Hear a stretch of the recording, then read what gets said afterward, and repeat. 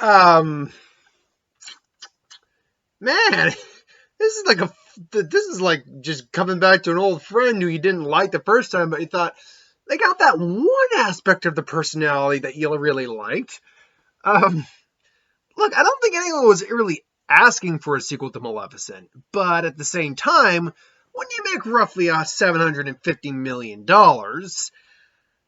you can see where that can come from. If it's no secret, whenever it's been brought up, that I'm not a big fan of the original Maleficent movie. I like it okay, and that really just stems from the fact that Angelina Jolie is really just so good in that movie. She actually helps elevate that from being a really piss poor movie to a tolerable movie, I'd say. I mean, it was visually really good. There was a couple good action sequences. She steals the show in that movie. But there's just so much wrong with that movie too that I can't go past saying it's okay. I liked it all right. Maleficent Mistress of Evil. So let's get this right out of the gate, or get this out of the way right out of the gate. The title is a complete lie. She's not the Mistress of Evil. She gets really evil, like, or acts really evil maybe once or twice for a few moments, and say, okay, let's just rein it back. So you could have just named it Maleficent 2, and I think any of us would have been satisfied with that title. But what? It's hard to kind of pinpoint what the actual plot is. Because it's all over the freaking place with subplots and stories. The bare bones of it is that Aurora's going to get married. They're going to try to unite these kingdoms. The villain is Michelle Pfeiffer as the queen. Maleficent gets out and she finds her actual people, Dark Fae. You do see them in the trailer, so that's not a spoiler at all. And I'm probably going to spoil a little bit, but I tried not to spoil anything big these days. But there's also subplots of the other Fae, about what that there's revelations that aren't fully fleshed out, and I think that's a big problem. Is that this movie's right around 2 hours? It probably needed an extra 10 minutes of explanation just to explain. Wait, what the hell are you talking about? Because like there's plot points of like this flour that when you grind it down, mix it with iron, kills Fae, or like reverts them into like their whatever they're kind of the element of. He at one point tests it on a little dandelion Fae, and it just turns into a dandelion, killing it. So so they got that. What the Dark Fae are exactly is still not truly explained. They give a little backstory on there. Like there are actually different subspecies of Dark Fae. There's like the desert one, the forest ones, the jungle ones, the mountain ones. And if you actually pay attention, you can identify which one of those Maleficent actually hails from, generally speaking. She's a forest fae. But there's this other plot point about there being a phoenix that they're descended from, and that she is the last descendant of the phoenix, which is why she's much more powerful than they are. And it's like, it's very confused. It's like, okay, there's a lot of cool mythos you're throwing in here, but it needs a bit more, like, again, 10 minutes. A minute on the, the extra plot points that need to be explained. That's all you needed. And I think it would have sufficed. And like, there's plot points where I immediately, I knew what was going to happen in a couple scenes. That said, and I was watching another review earlier that brought this up, because I just saw it today. I haven't read or watched a review before I saw it. The final act of this movie is nothing like the first two acts of this movie. It takes a pretty hard, like, what the hell's going on here? Mind you, it's a fun what the hell's going on here. Shades of Nom, shades of, D-Day, shades of the Red Wedding. I'm not joking. Shades of a lot of stuff just thrown in there. And to be fair, it's the most fun in the movie you're having. Unfortunately, we have to trudge along through the first 2/3, which aren't terrible. But the problem is, for a movie that is supposed to be a Maleficent movie, she really isn't in the movie as much as she was in the original. I mean, she's in it, clearly. And I still say she's in the majority, but she probably doesn't even show up until the first maybe 10 minutes of the film. And then it's off and on with her. Uh, like she barely shows up until the climax of the film, barely.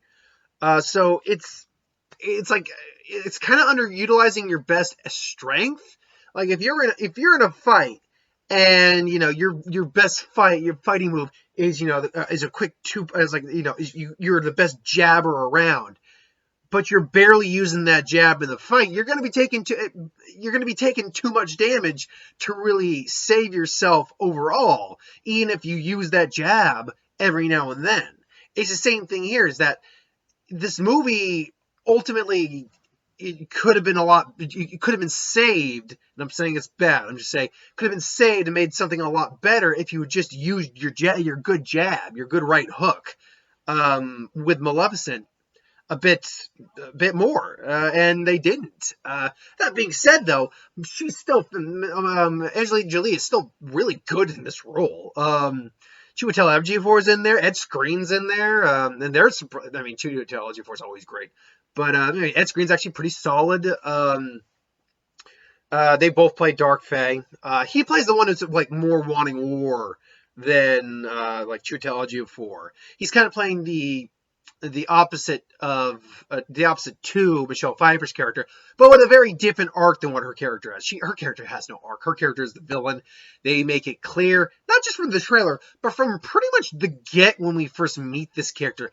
Oh, you're a bad person. You're not a good person at all. Like, you're completely misfounded in your ideology. And it still looks good. It still looks like visually, it's still a very nice looking film.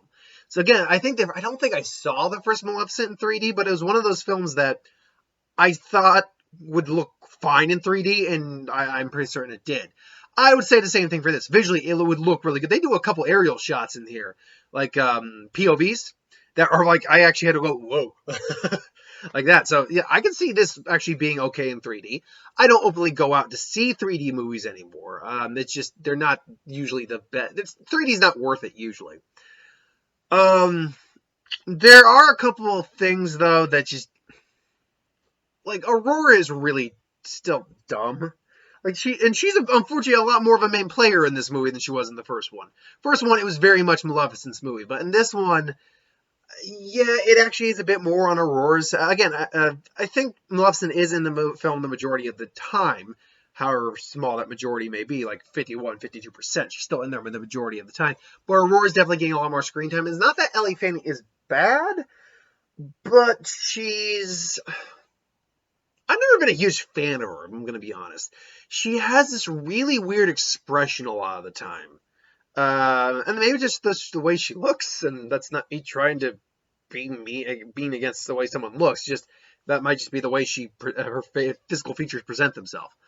But she's kind of like, at one point, the queen curses the husband, or curses the king, and she believes that Maleficent is the one who did it.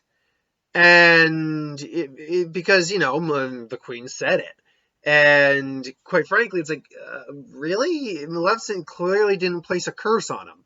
Like, we visually see how her magic works. When she placed the curse on Aurora, we saw the magic at work there. There was, like, she was so, like, emotionally torn up and confused that she couldn't believe her own godmother, who she basically just says, no, you raised me, you're my mother. There was another point too where, and I was with Carriette and a friend of ours, and we kind of they leaned over like, oh, when she did this, like, I brought this for your horns so you can cover them up. And it's like, oh, it's like you're ashamed of her. It's like, well, I just want to make them feel comfortable. Oh, what about her? What about her? You ever think of that? And then clearly, she understands that mistake later on. There are other plot points to really point out, like, there's this flower, like I explained earlier. They explain that that's where it comes from, where they bury their dead. So in essence, it grows from dead fae, I'm guessing. But there's not a huge amount of explanation of why that's the case. So that's, yeah. And then, like, again, explanations of their origin. Oh, again, it's more just a lot of explanations that were needed. More than anything else, they were needed.